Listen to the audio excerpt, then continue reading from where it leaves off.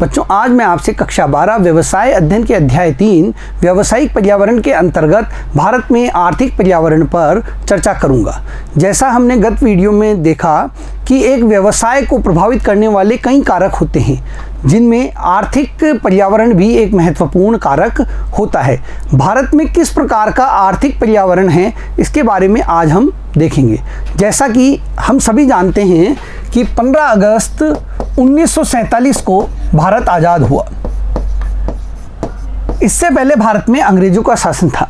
इन्होंने भारत को एक निर्यात करने वाला देश बना दिया, जो कच्चा माल निर्यात करता था और ब्रिटेन में बने हुए निर्मित माल का आयात करता था। भारत के जो औद्योगिक क्षेत्र था, उसका बहुत ही बुरी तरह विनाश किया गया। अब हम यहाँ ये देखेंगे कि आज़ादी के बाद भारत सरकार ने किस प्रकार भारत के औद्योगिक क्षेत्र को विकसित करने के लिए प्रयास किए और क्या क्या कार्य किए, जिनसे भारत की औद्योगिक क्षेत्र में मजबूती आई।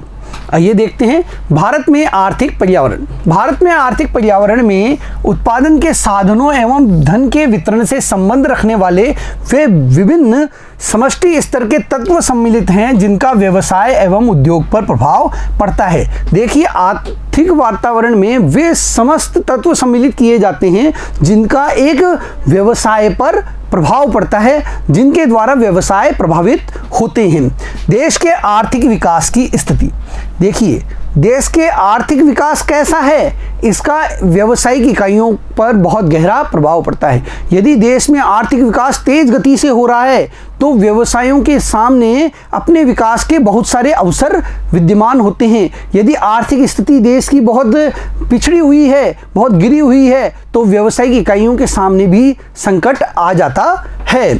आर्थिक ढांचे का मिश्रित अर्थव्यवस्था स्वरूप, जिसमें सार्वजनिक एवं निजी दोनों क्षेत्रों की भूमिका होती है। आर्थिक ढांचे के अंतर्गत जहां एक और जो समाजवादी देश हैं, वहां सार्वजनिक उद्यमों की भूमिका महत्वपूर्ण होती है। जो पूंजीवादी देश है, वहां निजी उद्योगों की भूमिका महत्वपूर्ण होती है। लेकिन भारत में मिश्रित अर्थव्यवस्था को अपनाया गया, जिसमें सार्वजनिक क्षेत्र और निजी क्षेत्र दोनों को ही बराबर महत्व प्रदान किया गया। तो यह भी एक महत्वपूर्ण तत्व है जो आर्थिक ढांचे को प्रभावित करता है, आर्थिक वातावरण को प्रभावित करता है। सरकार की आर्थिक नीतियां, जिनमें औद्योगिक, मौद्रिक एवं राजस्व से संबंधित नीतियां सम्मिलित है। देखिए, सरकार द्वारा जो समय समय पर नीतियां बनाई जाती है, चाहे वह औद्योगिक नीति हो, चाहे वह देश की मौद्रिक नीति हो, चाहे वह राजस्व नीति हो, यानी कर से संबंधित नीति हो, तो जो ये नीतियां हैं, ये भी एक व्यवसाय के ऊपर प्रभाव डालती हैं। आर्थिक नियोजन, जिसमें पंचवर्षीय योजनाएं, वार्षिक बजट आदि सम्मिलित है। देश में समय समय पर जो आर्थिक नियोजन किए जाते हैं, जो प्लानिंग की जाती है आर्थिक क्षेत्र को मजबूत बनाने के लिए, चाहे वह पंचवर्षीय योजनाओं के अंतर्गत की जाती हो, चाहे वह वार्षिक बजट के रूप में की जाती हो, इनसे भी व्यवसाय पर बहुत गहरा प्रभाव पड़ता है। आर्थिक सूचकांक, जैसे राष्ट्रीय आय, आय का वितरण, सकल घरेलू उत्पाद की दर एवं उसमें वृद्धि, प्रति व्यक्ति आय, व्यक्तिगत आय का उपयोग, बचत एवं निवेश की दर, आयात निर्यात की राशि, भुगतान शेष आदि, ये भी एक व्यवसाय पर फर्क डालते हैं। देखिए, इनसे व्यवसाय प्रभावित होता है, किसी न किसी रूप में एक व्यवसाय पर इन सभी से प्रभाव पड़ता है। इन सभी के बारे में हम विस्तार से इकोनॉमिक्स में पढ़ेंगे और वहां पर हम ये देखेंगे कि किस प्रकार यह व्यवसाय पर प्रभाव डालते हैं। ढांचागत तत्व, देखिए, ढांचागत तत्व जो है, आधारभूत ढांचा जो है, उससे भी एक व्यवसाय प्रभावित होता है। इसके अंतर्गत वित्तीय संस्थान, बैंक, परिवहन के साधन, संदेश वाहन की सुविधाएं आदि सम्मिलित किए जाते हैं। वित्तीय संस्थान कैसे हैं देश में, बैंकिंग सेवा कैसी है, परिवहन की सुविधाएं कैसी है, संप्रेषण के माध्यमों का किस प्रकार से विकास हो रहा है, विस्तार हो रहा है, ये सभी व्यवसाय को प्रभावित करते हैं। भारत में व्यावसायिक उद्यम अपने कार्य संचालन पर आर्थिक पर्यावरण के महत्व एवं प्रभाव को स्वीकार करता है। जो भारत में व्यावसायिक उद्यम हैं, वो इस आर्थिक वातावरण में होने वाले परिवर्तनों से प्रभावित होते हैं और वो इस परिवर्तन को स्वीकार करते हैं। इसी के अनुसार वो अपना व्यवहार भी करते हैं। अब है भारत में स्वतंत्रता प्राप्ति के समय आर्थिक पर्यावरण। देखिए बच्चों, अभी जैसे मैंने आपसे बात की कि स्वतंत्रता प्राप्ति के समय भारत की जो आर्थिक स्थिति थी वो बहुत ही खराब थी। यहाँ पर अलग अलग कई सारी रियासतें थी जो स्वतंत्र होना चाहती थी या पाकिस्तान से मिलना चाहती थी, और उन रियासतों के पास काफ़ी संसाधन थे। ऐसे समय में देश की सरकार के सामने उनको एकीकृत करने के साथ साथ पूरे देश के अंदर इस प्रकार का वातावरण तैयार करना था कि उद्योग तेजी से पनपे, औद्योगिक गति यहाँ पर आए। इसके लिए उन्होंने कई उद्योगों पर राज्य का नियंत्रण स्थापित किया। राज्य का नियंत्रण स्थापित किया। राज्य का नियंत्रण से मतलब स्टेट, जो हमारे यहाँ अलग अलग राज्य हैं उनसे मतलब नहीं है। यहाँ उस समय पूरे देश की सरकार, केंद्र सरकार से इसका मतलब है। इसके अलावा उन्होंने जो योजना बनाने का कार्य था वह अपने हाथों में लिया। केंद्रीय नियोजन पर उन्होंने क्या है, बल दिया। साथ ही उन्होंने निजी उद्योगों पर लगाम लगाने के लिए सार्वजनिक उद्योगों के विकास पर बल दिया। जो महत्वपूर्ण उद्योग थे उन्हें सार्वजनिक क्षेत्र में लाने का प्रयास किया, और इसी के अंतर्गत 1951 से पंचवर्षीय योजनाएं प्रारंभ की गई जिनसे सार्वजनिक उद्योगों को आगे बढ़ाया जा सके। इन योजनाओं के अंतर्गत देश में औद्योगिक वातावरण बनाने का प्रयास किया गया। आइए और देख लेते हैं। भारतीय अर्थव्यवस्था मूलतः कृषि एवं ग्रामीण प्रकृति की थी। देखिए, जिस समय आज़ाद हुआ देश उस समय यहाँ पर कृषि प्रधानता थी। लोग अधिक संख्या में कृषि से जुड़े हुए थे, कृषि व कृषि से संबंधित कार्य किया करते थे। कार्यशील जनसंख्या का 70% कृषि में लगा हुआ था, और जो कार्य करने वाली जनसंख्या थी उसका भी 70% जो लोग थे वो कृषि कार्यों से जुड़े हुए थे। 80% जनसंख्या गांवों में रहती थी, और 80% जनसंख्या जो कि बहुत ज़्यादा होती है वह गांवों में निवास किया करती थी। केवल 20% जनसंख्या ही शहरों में उस समय रहा करती थी। उत्पादन में असंगत एवं निम्न उत्पादकता की तकनीकी का उपयोग होता था। आप आज़ादी के समय की कोई भी फिल्म उठाकर देखेंगे तो उसमें आपको आज की टेक्नोलॉजी नज़र नहीं आएगी, क्योंकि उस समय तकनीक इतनी विकसित नहीं थी, और भारत में जो तकनीक अपनाई जाती थी वो और भी पहले की थी, पुरानी तकनीक अपनाते थे। चाहे खेती हो, चाहे किसी उत्पादन कार्य से संबंधित हो, सभी में पुरानी तकनीकों का प्रयोग किया जाता था, जो कि उत्पादन में असंगत थी तथा निम्न उत्पादकता देने वाली तकनीकें थी। देश में कई बीमारियां फैली थी तथा मृत्यु दर बहुत ऊंची थी। उचित सार्वजनिक स्वास्थ्य प्रणाली नहीं थी। उस समय देश में कई प्रकार की बीमारियां फैली हुई थी। छूत, प्लेग, इस प्रकार की बीमारियां भारत में फैली हुई थी, और इनसे निपटने के लिए भारत में किसी भी प्रकार की उचित सार्वजनिक स्वास्थ्य प्रणाली नहीं थी, और यही कारण था कि भारत में मृत्यु दर भी बहुत ऊंची थी। मृत्यु दर जो थी वो बहुत ऊंची थी जब भारत आज़ाद हुआ था। आगे देखते हैं। इसके लिए सरकार ने कई कदम उठाए। देश की आर्थिक समस्याओं को हल करने के लिए सरकार ने अनेक कदम उठाए, जिनमें कुछ उद्योगों पर राज्य का नियंत्रण, यानी सरकार द्वारा अपना नियंत्रण स्थापित किया गया। केंद्रीय नियोजन, जो योजना बनाने का कार्य था वो केंद्र सरकार द्वारा अपने हाथों में लिया गया। पूरे देश के लिए योजनाएं अब केंद्र सरकार द्वारा बनाई जाने लगी। निजी क्षेत्र के महत्व को कम करना, साथ ही एक महत्वपूर्ण बिंदु ये था कि निजी क्षेत्र के महत्व को किस प्रकार कम किया जाए, क्योंकि यहाँ पर देश को आगे ले जाना था और इसके लिए सार्वजनिक उद्योगों को तेजी से आगे बढ़ाना था। इसी क्रम में सरकार ने निजी उद्योगों के महत्व को कम करने के लिए उन पर कई प्रकार के लाइसेंसिंग प्रणाली लागू की, परमिट की व्यवस्था की, साथ ही उनके लिए कोटा का निर्धारण किया जाने लगा। इसके लिए कुछ उद्देश्य निर्धारित किए गए जो निम्न हैं। उच्च जीवन स्तर, बेरोजगारी एवं गरीबी के लिए तीव्र आर्थिक विकास को प्रारंभ करना। देखिए, सबसे बड़ी जो समस्या थी वह थी गरीबी और बेरोजगारी की, और इससे उच्च जीवन स्तर नहीं मिल पा रहा था लोगों को। तो सरकार द्वारा ऐसे प्रयास किए गए जिससे लोगों को रोजगार प्राप्त हो। जब लोगों को रोजगार प्राप्त होगा तो इससे गरीबी भी दूर होगी, गरीबी भी क्या होगी, दूर हो जाएगी। और जब रोजगार मिलने से लोगों के पास पैसा आएगा तो उनका जीवन स्तर कैसा हो जाएगा, उच्च हो जाएगा। तो यानी सरकार ने जो प्रयास किए वो किसके लिए किए, बेरोजगारी दूर करने के, और इससे गरीबी भी दूर होने लगी। तो सरकार ने तीव्र आर्थिक विकास के लिए ये कदम उठाने प्रारंभ किए। आत्मनिर्भरता एवं भारी आधारभूत उद्योगों पर जोर देते हुए एक सुदृढ़ औद्योगिक आधार तैयार करना, देश को आत्मनिर्भर बनाने के लिए अग्रसर करना, ताकि जो विदेशों पर जो हमारी निर्भरता थी, हम दूसरे देशों से बहुत अधिक मात्रा में जो आयात कर रहे थे उसको कम से कम करें और देश आत्मनिर्भर बने। इसके लिए आत्मनिर्भरता की तरफ कदम उठाया गया। साथ ही जो भारी आधारभूत उद्योग थे उनकी स्थापना पर बल दिया जाने लगा। देश ने कई भारी उद्योगों की एक साथ स्थापना के कार्य प्रारंभ किए।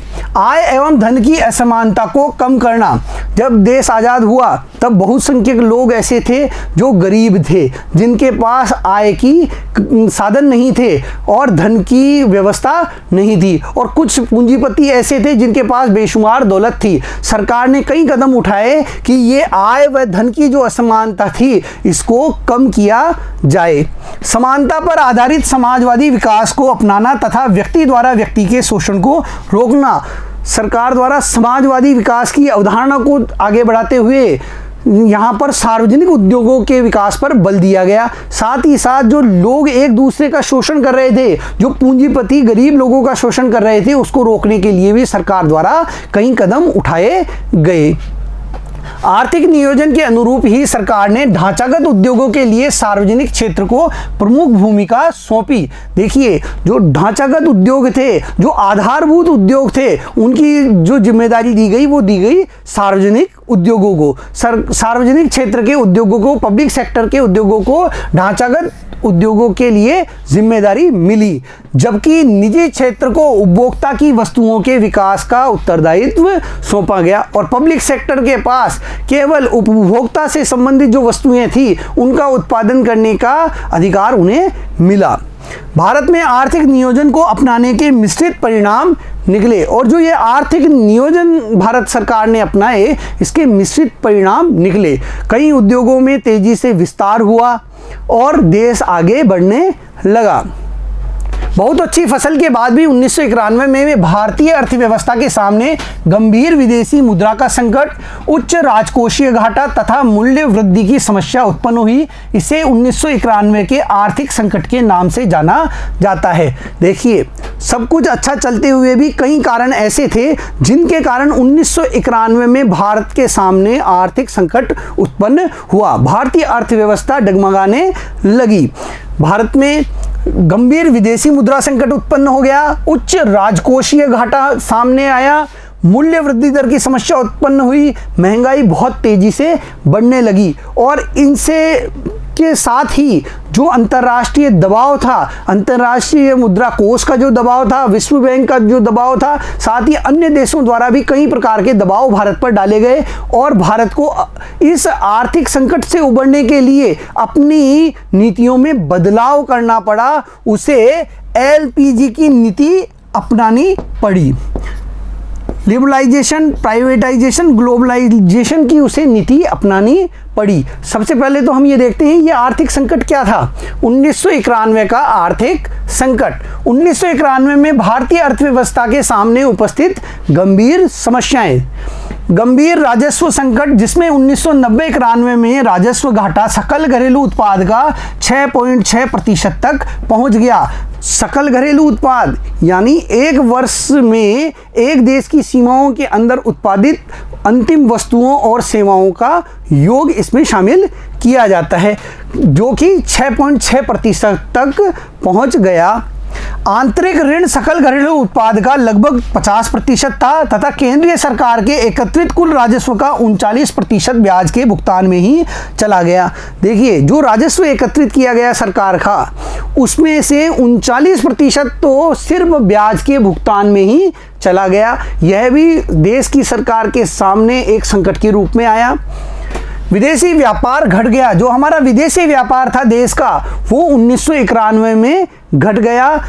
आयात 19.4% एवं निर्यात में 1.5% की दर से गिरावट आई। देखिए आयात में गिरावट आई, साथ ही साथ निर्यात में भी बहुत तेजी से गिरावट आने लगी। अमेरिकन डॉलर की तुलना में रुपए की कीमत में 26.7% की कमी आई। रुपया अमेरिकन डॉलर के मुकाबले बहुत कमजोर होने लगा। जून 1991 में विदेशी मुद्रा कोष इतने नीचे स्तर पर आ गया कि यह एक सप्ताह के आयात का भुगतान करने के लिए भी अपर्याप्त था। हमारे देश का जो विदेशी मुद्रा कोष था, विदेशी मुद्रा भंडार था, वह इतना कम हो गया कि देश के पास केवल एक सप्ताह के आयात का ही भुगतान करने लायक पैसा बचा था। इसके अलावा भी एक वर्ष में ही साख AAA से घटकर BB+ साख निगरानी स्तर पर आ गई। देखिए एक वर्ष पूर्व 1990 में जो भारत की साख स्तर था वह था A ग्रेड में, AAA ग्रेड में था, लेकिन वह एक वर्ष में ही गिरकर BB+, जिसे निगरानी स्तर, खास निगरानी स्तर के रूप में माना जाता है, उसके अंदर भारत की क्या हुई, साख दर पहुंच गई, जो कि उसके आर्थिक संकट को उजागर करती है, बताती है। सरकार अंतर्राष्ट्रीय वित्तीय देनदारी को चुकाने में असमर्थता के कगार पर थी। सरकार जो वित्तीय देनदारियां थी उनको चुकाने में असमर्थ थी, वह उन्हें चुका नहीं पा रही थी। भारतीय रिजर्व बैंक ने 47 टन सोना बैंक ऑफ इंग्लैंड के पास गिरवी रखने की अनुमति दे दी, जिससे कि $60 करोड़ का ऋण लिया जा सके। और देश की आर्थिक गति को तेज रखने के लिए, देश की गतिविधियों को चलाए रखने के लिए भारतीय रिजर्व बैंक ने देश का 47 टन सोना बैंक ऑफ इंग्लैंड के पास गिरवी रखा, जिससे $60 करोड़ ऋण के रूप में भारत को प्राप्त हुआ और देश की गतिविधियां चलने लगी। 1991 के आर्थिक सुधार, देखिए जब इतना कुछ हो गया, ये आर्थिक संकट आया, तो देश के सामने अपनी नीतियों को बदलने का एक मौका था। सरकार द्वारा नई औद्योगिक नीति 1991 में लागू की गई।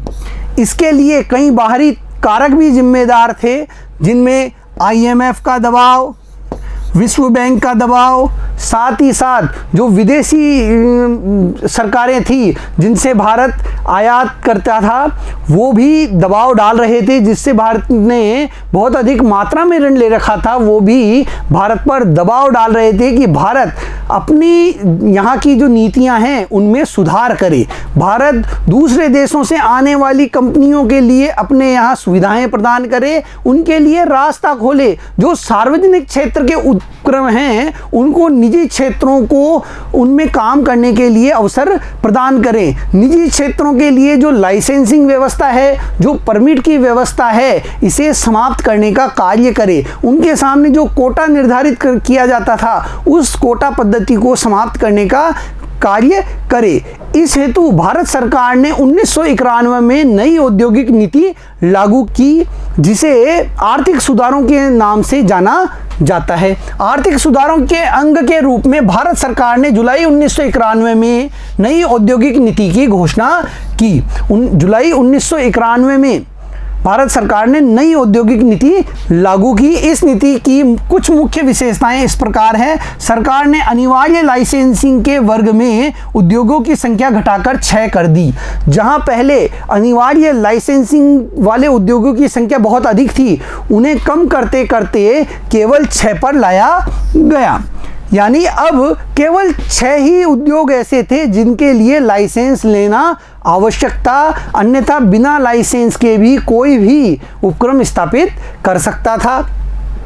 कई उद्योग जो सार्वजनिक क्षेत्र के लिए निश्चित किए गए थे, अब उन्हें मुक्त कर दिया गया। जो उद्योग पहले केवल सार्वजनिक क्षेत्र के लिए आरक्षित थे, अब वह निजी क्षेत्र के लिए मुक्त कर दिए गए। कोई भी अब उन क्षेत्रों में उद्योग लगा सकता था। सार्वजनिक क्षेत्र की भूमिका को कार्यनीतिक सामरिक महत्व के 4 उद्योगों तक सीमित कर दिया गया, और जो सार्वजनिक क्षेत्र की भूमिका थी वो सामरिक महत्व के और कार्यनीतिक महत्व के केवल 4 उद्योगों तक सीमित कर दी गई, यानी इसकी भूमिका को कम कर दिया गया और निजी क्षेत्र को अब बढ़ावा दिया जाने लगा। विनिवेश को कई सार्वजनिक क्षेत्र के औद्योगिक उद्यमों में लागू कर दिया गया और कई सार्वजनिक क्षेत्र के जो उद्योग थे जो घाटे में चल रहे थे या बीमार थे, उन्हें निजी क्षेत्र को सौंपने की तैयारी कर ली गई, उनके विनिवेश की तैयारी की गई, विनिवेश किया गया। विदेशी पूंजी की नीति को उदार बनाया गया। देखिए, विदेशों से जो पूंजी आती थी उस पूंजी की नीति को उदार बनाने का कार्य भी किया गया। विदेशी समता भागीदारी को बढ़ा दिया गया। जो उद्योग थे उनमें 41% की विदेशी समता पूंजी को बढ़ाकर 50% तक करने का कार्य किया। साथ ही साथ विदेशी प्रत्यक्ष निवेश को भी मंजूरी प्रदान की जाने लगी। कई क्षेत्रों में प्रत्यक्ष विदेशी निवेश को 100% की छूट दे दी गई, यानी अब कोई भी विदेशी इकाई आकर भारत में अपना उद्योग स्थापित कर सकती थी। 100% वह निवेश करके कोई भी नई इकाई यहाँ स्थापित कर सकती थी। विदेशी कंपनियों के साथ प्रौद्योगिकी समझौतों के लिए स्वचालित तरीके से अनुमति थी। यदि विदेशी कंपनियों के साथ कोई तकनीकी समझौता किसी भारतीय कंपनी द्वारा किया जा रहा था तो उसे ऑटोमेटिक अनुमति मिलने का प्रावधान किया गया कि स्वचालित तरीके से उसे अनुमति प्राप्त हो जाए, ज़्यादा औपचारिकताओं का सामना उन्हें नहीं करना पड़े। भारत में विदेशी निवेश के प्रवर्तन एवं उसके प्रचालन के लिए विदेशी निवेश संवर्धन बोर्ड FIPB की स्थापना की गई। विदेशों से आने वाले जो निवेश था उसको अधिक से अधिक बढ़ाया जाए और बढ़ावा मिले, इसके लिए विदेशी निवेश संवर्धन बोर्ड की स्थापना की गई और इसकी देखरेख में ही विदेशी निवेश भारत में किया जाने लगा। तो इस प्रकार भारत सरकार ने कुछ कदम उठाए। बड़े औद्योगिक घरानों की औद्योगिक इकाइयों के विकास व विस्तार के रास्तों की अड़चनों को दूर करने के लिए कदम उठाए गए। जो बड़े औद्योगिक घराने थे उनको औद्योगिक तेजी से विकास कर पाएँ वो, इसके लिए सरकार ने उनकी बीच में राह में जो रोड़े आते थे, रुकावटें आती थी, उनको दूर करने का प्रयास किया। कई प्रकार की सुविधाएं उन्हें प्रदान करने का कार्य किया। लघु पैमाने के क्षेत्र को कई प्रकार की सहायता एवं आवश्यक मान्यता दी गई। आज़ादी के समय जो लघु उद्योग नष्ट होने की कगार पे थे उनको वापस मजबूती मिल सके, इसके लिए सरकार ने उन्हें कई प्रकार की सहायताएं दी, साथ ही उनको मान्यता भी प्रदान की। लघु उद्योग कुटीर उद्योगों को विकसित करने में सरकार ने महत्वपूर्ण भूमिका अदा करने की योजना बनाई। सरकार द्वारा यह नीति लाइसेंस प्रणाली के बंधन से उद्योग को मुक्त करना। देखिए, इस नीति के अंदर सरकार द्वारा जो लाइसेंस प्रणाली थी, जो कोटा प्रणाली थी, जो परमिट प्रणाली थी, उससे उद्योगों को मुक्त करने का कार्य किया गया, जिसे उदारीकरण कहा जाता है। सार्वजनिक क्षेत्र की भूमिका को बड़ी मात्रा में कम करना। सार्वजनिक क्षेत्र की भूमिका को कुछ उद्योगों तक सीमित रखकर निजी क्षेत्र को बढ़ावा देने की यह योजना अपनाई गई, जिसे निजीकरण कहा गया। तथा भारत के औद्योगिक विकास में विदेशी निजी क्षेत्र की भागीदारी को प्रोत्साहन देना और भारत के विकास में विदेशी कंपनियों को भागीदारी मिले, विदेशी निजी क्षेत्र को भागीदारी मिले, इसके लिए सरकार द्वारा कई उपाय अपनाए गए। वैश्वीकरण जिसे कहा जाता है कि योजना नीति लागू की गई, यानी सरकार ने इस समय LPG की योजना लागू की। यहाँ LPG से मतलब है लिबरलाइजेशन, उदारीकरण, प्राइवेटाइजेशन और ग्लोबलाइजेशन। उदारीकरण, निजीकरण और वैश्वीकरण, इस नीति को सरकार द्वारा 1991 में लागू किया गया ताकि देश का तीव्र गति से विकास किया जा सके और देश के अंदर जो आर्थिक वातावरण है उसे मजबूत किया जा सके, ताकि यहाँ पर जो व्यावसायिक उपक्रम हैं वो तेजी से विस्तार कर पाएँ, विकास कर पाएँ, आगे बढ़ पाएँ और देश का आर्थिक विकास हो सके। आज के लिए बच्चों इतना ही। अगले वीडियो में फिर मिलेंगे। धन्यवाद।